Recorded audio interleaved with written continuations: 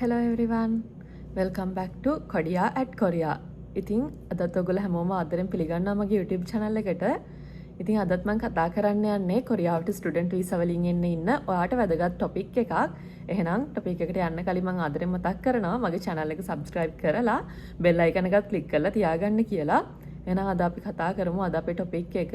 ඉතින් ගොඩ දෙනෙක් මගෙන් අහන ප්‍රශ්නයක් තමයි කොරියාවට ස්ටුඩන්ට් වීසා ඇවිල්ලා සර්වයිව් වෙන්න කොච්චර ප්‍රමාණයක් මුදලක් ඕනේ වෙනවද මෙහෙ වියදම් කොහොමද මෙහෙවා මුලින්ම එද්දිවා කොච්චර සල්ලියක් ගේන්න ඕනේද ඔය වගේ ප්‍රශ්න ගොඩක් අහනවා. ඉතින් ඒ වගේ ප්‍රශ්න වලට උත්තර අරගෙන තමයි මම අද මේ වීඩියෝ එක අරන් එන්නේ. ඉතින් අපි මුලින්ම කතා කරමු කොරියාවට ස්ටුඩන්ට් වීසා වලින් ආවහම සාමාන්‍ය ස්ටුඩන්ට් කෙනෙක්ගේ මාසික වියදම කොච්චර වගේ වෙනවද කියලා. ඉතින් අපි මුලින්ම කතා කරමු සාමාන්‍ය ස්ටුඩන්ට් කෙනෙක්ගේ මාසික අත්‍යවශ්‍ය වියදම් ගැන. ඒ කියන්නේ අත්‍යවශ්‍ය වියදම් කියන්නේ ඔයා කොරියාවේ ඉන්නවා නම් ඔයාට වැය කරන්නම සිද්ධ වෙන වියදම් ටික. පළවෙනි දේ තමයි ඔයාගේ accommodation එකට.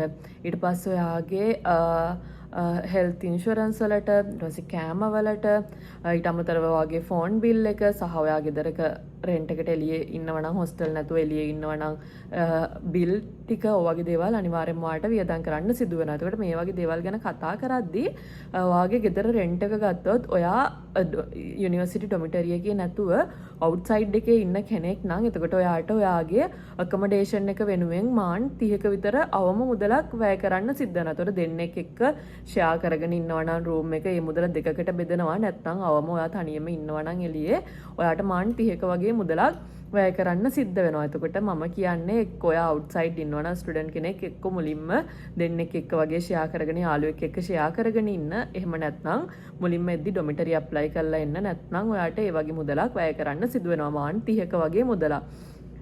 එතකොට මාන් 30ක් කියන්නේ ලංකාවේ මුදලෙන් ගත්තොත් සාමාන්‍යයෙන් 2000න් වැඩි කළත් 60000ක විතර මුදලක් මාසික ඔයාගේ house rent එක විතරක්.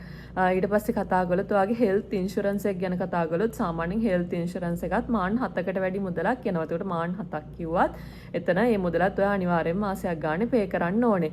ඊට පස්සේ ඩොමිටරි එකේ නැතුව ඔයා outside ඉන්නවා නම් අනිවාර්යෙන්ම ඔයාට ඔයාගේ gas bill එක සහ electricity bill එක pay කරන්න වෙනවා. ඒකට එතනටත් අපි අවම මුදල මාන් සාමාන්‍යයෙන් 5ක් තියමු. ඒ bill දෙකටම මාන් 5ක් වගේ අවම මුදල තියමු. එතකොට ඒවටත් ඔයාට ඒ වගේ මුදලක් වැය කරන්න සිද්ධ වෙනවා. ඊට පස්සේ අත්‍යවශ්‍ය වියදමක් තමයි ඔයාගේ phone bill එක. ඒකත් අවම මානමයි 8ක් වගේ වෙනතර අපි එතනටත් මාන් 2ක වගේ අවම මුදලක් තියලා අපේ expenses කතා කරමු. මම මේ කතා කරන හැම expenses එකක්ම personally වෙනස් වෙනවා. يعني ඔයාගෙන් කෙනාගෙන් කෙනාට වෙනස් වෙනවා. මම මේ කතා කරන්නේ අවම දල වශයෙන් වාට අයිඩියා එකක් ගන්න. එතකොට අවුට්සයිඩ් ඉන්න කෙනෙක්ට නම් ඒ වගේ වියදමක් යනවා. හොස්ටල් ඉන්න කෙනෙක්ට නම් ගෑස් බිල්, කරන්ට් බිල් නැහැ. මාසේ රෙන්ට් එක කියන්නේ මාසෙට නෙමෙයි සෙමෙස්ටර් එකකට පේමන්ට් එකක් යන්නේ. එතකොට එයා ඒක එද්දිම ගෙවලා එන නිසා කරන්න පේමන්ට් එකක් නැහැ. හැබැයි දිගටම හොස්ටල් ඉන්නවා නම් ඒත් ඔයාට සාමාන්‍ය මාසෙට මේ හොස්ටල් ෆී එක ඊගාව සෙමෙස්ටර් එකේ ගෙවන්න කියලා ප්‍රමාණයක් අයින් කරගන්න වෙනවා. දල වශයෙන් ගත්තොත් සාමාන්‍යයෙන් හොස්ටල් ෆී එකක් මාන 80ක් වගේ වෙනවා සෙමෙස්ටර් එකකට. ඔයා ඊගාව සෙමෙස්ටර් එකත් හොස්ටල් ඉන්න නම් ඉන්නේ. එතකොට ඒ ප්‍රමාණය එකතු කරගන්න මාසෙකට යම් මුදලක් අයින් කරගන්න වෙනවා. ඒ වගේම තමයි ටියුෂන් පේමන්ට් එකත්. එතකොට ටියුෂන් පේමන්ට් එකත් ඊගාව සෙමෙස්ටර් එකට ඔයා ඒ කියන්නේ මාස 6කට පාරක් ටියුෂන් පේමන්ට් කරන්න ඕන නිසා එතකොට මන්ත්ලි එතකොට පොඩි ඉතුරුවක් කරගන්න ඕනේ මේ පේමන්ට්ස් ඊගාව සෙමෙස්ටර් එකේදී කරන්න. ඊට පස්සේ අපි කතා කළොත් අනික් වියදම් ගැන කෑම ගැන ෆුඩ්ස් වලට යන වියදම ගත්තොත් මම මේ කතා කරන්නේ අවම වියදම හරියද නැත්නම් කොරියාවේ හොඳට කාලා බීලා ෆන් එකේ ඉන්නවා නම් ලොකු කොස්ට් එකක් යනවා. මම කියන අවම වියදම ඒත් සාමාන්‍යයෙන් මාසෙකට මාන් 30ක්වත් අවම අයින් කරන්න වෙනවා. ඒ කියන්නේ දවසකට ඔයා මානමක වගේ කියන වේල් 3ට කනවයි කියලා හිතලා එහෙම අයින් කළත් මාන් 30ක මුදලක් විතර මාසෙකට යනවා. ඊට පස්සේ ඊට අමතරව ඔයාට හදිස්සි අසනීපයක් වුණොත් ඒ මෙඩිකල් වලට එහෙම කියලා ඒ වගේ වියදම් වලට අමතර වියදම් වලට මොනවා හරි වෙන මොනවා හරි වට ඇඳුමක් ගන්න හිතුණා. ඒ වගේ දේවල් වලට උනා තව මාන් 5ක් අවම අයින් කරන්න වෙනවා. ඊට පස්සේ ඔයාගේ ට්‍රාන්ස්පෝර්ට් වලට ඒ කියන්නේ ඔයා යුනිවර්සිටි යන්න එහෙම නැත්නම් පාර්ට් ටයිම් වලට යනවා නම් ඒවට යන්න ඒ වගේ ට්‍රාන්ස්පෝර්ට් කොස්ට් එකත් මාන් 5ක් විතර ඔයාට මාසෙකට අයින් කරන්න වෙනවා.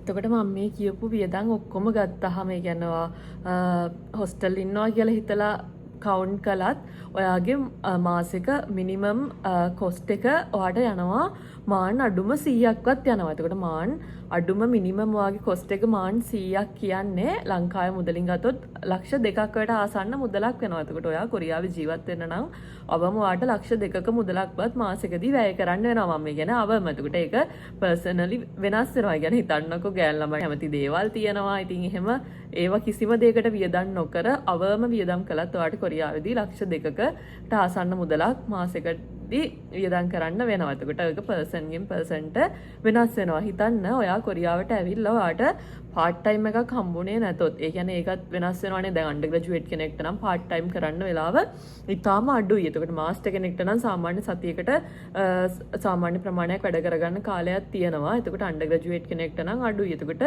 එහෙම වුණත් එයාට ඒ වියදම් සියල්ල දරා ගන්න සිද්ධ වෙනවා. ඉතින් එහෙම බැලුවහම ඔයා කොරියාවට හිතන්න ඔයා කොරියාවට ඇවිල්ලා සර්වයිව් වෙන්න නම් මුලදී ඒ කියනවා කොච්චර මුදලක් ගේන්න ඕනේද කියන එකට ඩවුට් එකක් නේ. එතකොට ඔයා අඩුම ඔයාගේ වියදමට ඒ කියන්නේ ඔයා කොරියාවට ආපු ගමන් හොස්ටල් නෙමෙයි නම් ඉන්නේ අවුට්සයිඩ් නම් ඉන්නේ. එතකොට ගෙයක් ගන්න වෙන අතර ඩිපොසිට් තියන්න වෙනවා. එතන මාන් 100ක් හොස්ටල් ඉද්දි නම් ඒ පේමන්ට් එක කරලා නෙන්නේ ලංකාවේදීම.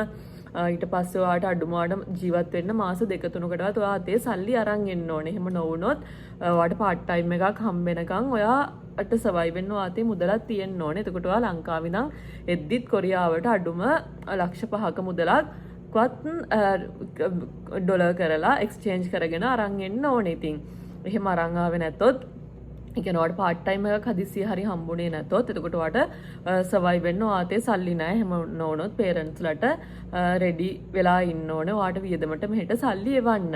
එහෙම තමයි සිටුේෂන් එක. එතකොට කතා කළොත් එහෙම දැන් මේ දැනට ඇවිල්ලා ඉන්න ස්ටුඩන්ට්ස්ලාගේ සිටුේෂන් එක කතා කළොත් මට ගොඩ අන්ඩර් ග්‍රැජුවේට් නංගිලා එහෙම කතා කරනවා ජොබ් නැද්ද කියලා අහලා. එතකොට ඒ කියන්නේ ඒක ළමයින්ට ජොබ්ස් හොයාගන්න අමාරුයි. මොකද කොරියන් අය කොහොමත් ගොඩක් කැමති නෑ එහෙම ඒ කියන්නේ පාර්ට් ටයිම්ස් දෙනවා අඩුයි. දැන් ස්ටුඩන්ට්ස්ලාත් ගොඩක් ඉන්නවා. කොරියන් ස්ටුඩන්ට්ස්ලාත් පාර්ට් ටයිම් කරනවා. අපිට වඩා වෙන රටවල් වල ස්ටුඩන්ට්ස්ලාත් පාර්ට් ටයිම් කරනවා. එතකොට කොරියාවේ පාර්ට් ටයිම්ස් ජොබ් ටිකක් අඩුයි. දැන් ඒ නිසා පාර්ට් ටයිම් ජොබ්ස් හොයාගන්න අමාරුයි. මාස්ටර් ස්ටුඩන්ට් කෙනෙක් කොහොම හරි අමාරුවෙන් හරි හොයාගත්තත් අන්ඩර් ග්‍රැජුවේට් ස්ටුඩන්ට් කෙනෙක්ට ජොබ් එකක් හොයාගන්න ලොකු කාලයක් යනවා. එතකොට එයාට සර්වයිව් වෙන්න ඒ කාලෙදී ඒ කියන්නේ එක්ක ගෙදරින් මුදල් ගේන්න ඕනේ.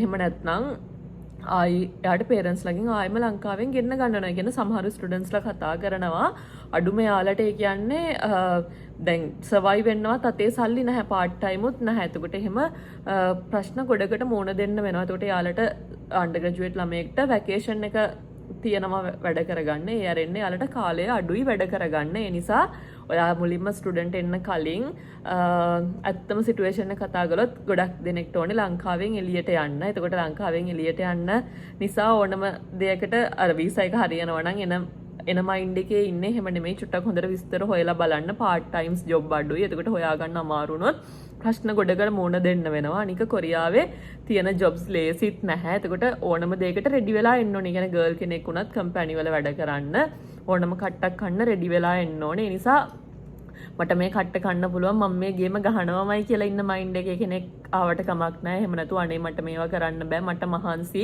එහෙම හිතන කෙනෙක් නම් කොරියාවට එන්න එපා. ඒ කියන්නේ මහන්සි වෙලා වැඩ කරලා තමා මෙහෙ ඉතින් ඔයාලට සර්වයිව් වෙන්න වෙන්නේ. ඉතින් ඒ නිසා ඒවා මයින්ඩ් එකේ තියාගෙන එන්න. එතකොට අපි වියදම් ගැන කතා කළොත් ඒ විදිහට තමයි. ඒ නිසා ඔයාට මන්ත්ලි අවම වියදම යනවා මාන් 100ක්. ඒ කියන්නේ ලංකාවේ මුදලින් ගත්තොත් ලක්ෂ 2කට ආසන්න මුදලක් යනවා. එතකොට ඔයා මුලින්ම කොරියාවට එද්දි ස්ටුඩන්ට් කෙනෙක් විදිහට අඩුම ඔයා ලක්ෂ 5ක මුදලක්වත් එක්ස්චේන්ජ් කරගෙන අරන් එන්න. එතකොට ඔයාට මාස කිහිපයක් පාර්ට් ටයිම් එකක් හම්බ වෙනකන් සර්වයිව් වෙන්න පුළුවන්. එතකොට මේ විදිහට තමයි ඉතින් කොරියාවේ ස්ටුඩන්ට් වීසා ඉන්න කෙනෙක්ගේ මාසික වියදම ගැන කතා කරන්න තියෙන්නේ. ඉතින් මේ දේවල් කිව්වේ ඔයාලව ඩිස්කරේජ් කරන්න නෙමෙයි. ඒක තමයි ඇත්තම සිටුේෂන් එක. ගොඩක් ස්ටුඩන්ට්ස්ලට ජොබ් හොයාගන්න ගොඩක් අමාරුයි. ලැන්ග්වේජ් එකත් හොඳට පුළුවන් නම් ටිකක් හරි බෙනිෆිට්ස් නැත්නම් ඇත්තටම ජොබ් හොයාගන්න අමාරුයි. ඉතින් ඒ විදිහට තමයි ඒ සයිඩ් එක. ඉතින් අනිත් සයිඩ් එක ගැන කතා කළොත් හැබැයි ඔයාට හොඳ පාර්ට් ටයිම් එකක් හම්බුනොත් සාමාන්‍යයෙන් කොරියාවේ පාර්ට් ටයිම් කරලා අවම ස්ටුඩන්ට්ස්ලා හොයනවා මාන් 150ක් විතර අවම. ඊට වඩා ගොඩක් සැලරි හොයන කට්ටියක් ඉන්නවා. ඊට වඩා ගොඩක් earn කරන කට්ටිය ස්ටුඩන්ට්ස්ලාත් ඉන්නවා. මහන්සියලා වැඩ කරලා නයිට් shift කරලා එහෙම ගොඩ මහන්සියලා ඊට වඩා ලොකු ගණන් හොයන අයත් ඉන්නවා. එතකොට පාට් ටයිම් හොයාගන්න බැරි වුණොත් නෙමෙයි හොයාගත්තොත් කියන සයිඩ් එකෙන් අපි කතා කළොත් ගොඩක් දෙනෙක් අහනවා ඉතුරුවක් කරගන්න පුළුවන්ද ලෝන්ස් දාලා එන්නේ එහෙම කියලා. ඔයාට හොඳ පාට් ටයිම් එකක් හම්බුනොත් හොඳ ටර්න් කරන පාට් ටයිම් එකක් හම්බුනොත් ලෝන්ස් ගෙවා ගන්න පුළුවන් කිසිම ප්‍රශ්නයක් නැහැ. හැබැයි පාට් ටයිම් එකක් හම්බෙනකන් ලොකු අමාරු කාලයක් ගත කරන්න වෙනවා. සහ ඊට පස්සේ කට්ටිය අහනවා ඉතුරු කරන්න පුළුවන්ද ඔය වගේ ප්‍රශ්න. මම පර්සනලි කතා කළොත් ඔව් සාමාන්‍යයෙන් ඔයා ඔක්කොම වියදම් දරලා ඔයාට සාමාන්‍ය හම්බෙන පාට් ටයිම් එකකින් සාමාන්‍ය ලංකාවේ කෙනෙක්ගේ ඒ කියන්නේ ලංකාවේ අඩුම සාමාන්‍ය කෙනෙක්ගේ මන්ත්ලි ඉන්කම් තියෙනවනේ සාමාන්‍යයෙන් 50000 30000 වගේ අතරනේ. එතකොට ඒ වගේ ප්‍රමාණයක් ඉතුරු කරගන්නත් පුළුවන්. බැරි නැහැ මහන්සියලා වැඩ කරලා මහන්සි නොබලා වීකෙන්ඩ් වැඩ කරලා එහෙම වැඩ කරලා ඕන තරම් ඉතුරු කරගන්න අය ඉන්නවා. මම කියන්නේ අවම හරිද 50000ට වඩා ඉතුරු කරන අය ඕන තරම් ස්ටුඩන්ට්ස්ලා ඉන්නවා. ගොඩක් දේවල් අචීව් කරගත්ත ස්ටුඩන්ට්ස්ලා ඉන්නවා. මම කියන්නේ අවම ඒ වගේ ජොබ් එකක් හම්බුනොත් ඒ වගේ මුදලක් හරි ඉතුරු කරගන්න පුළුවන්. ඉතින් ඒක කෙනාකින් කෙනාට වෙනස් වෙනවා. තමන් මහන්සි වෙන විදිහ අනුව තමන් වැඩ කරන විදිහ අනුව ඒ හැමදේම අනුව වෙනස් වෙනවා. ඉතින් ඒ නිසා ඔය සයිඩ් දෙකම ඔළුවේ තියාගෙන ඉන්න. ඒ කියන්නේ මහන්සි වෙලා වැඩ කරන්න ඕනේ. වැඩ කළොත් තමයි ඔයාට earn කරගන්න පුළුවන්. සහ ඔයා මහන්සි නොවුනොත් ඔයාට part time එකක් හම්බ නොවුනොත් ගොඩක් අමාරු සිටුේෂන් වලට මුහුණ දෙන්න වෙනවා කියන දේ ඔළුවේ තියාගෙන එන්න. ඉතින් ඒව තමයි මට කතා කරන්න තියෙන්නේ අද ඔයගොල්ලොත් එක්ක මේ ටොපික් එක ගැන. ඉතින් ඔයිට අමතරව ඔයාලට තව මොන හරි ප්‍රශ්න තියෙනවා නම් මට කමෙන්ට් එකක් විදිහට දාන්න පුළුවන් වෙලාවක රිප්ලයි කරනවා අනිවාර්යෙන්ම. ඉතින් අපිත් ස්ටුඩන්ට් ඇවිල්ලා ගොඩක් බිසි පාර්ට් ටයිම් එක. ඉතින් ඒ නිසා පුළුවන් හැම වෙලාවකම ඔයගොල්ලෝ වෙන වීඩියෝස් ගේන්නත් ඔයගොල්ලන්ගේ මැසේජ් වලට රිප්ලයි දාන්නත් උපරිම try කරනවා. එහෙනම් ඉතින් මේ වීඩියෝ එක බලපු ඔයගොල්ලන්ටත් thank you so much. එහෙනම් මගේ channel එකට subscribe කරලා bell icon එකත් click කරලාම තියාගන්න. ඉස්සරහදිත් මේ වගේ වීඩියෝස් ඔයාලත් එක්කම share කරගන්නම්. එහෙනම් thank you so much.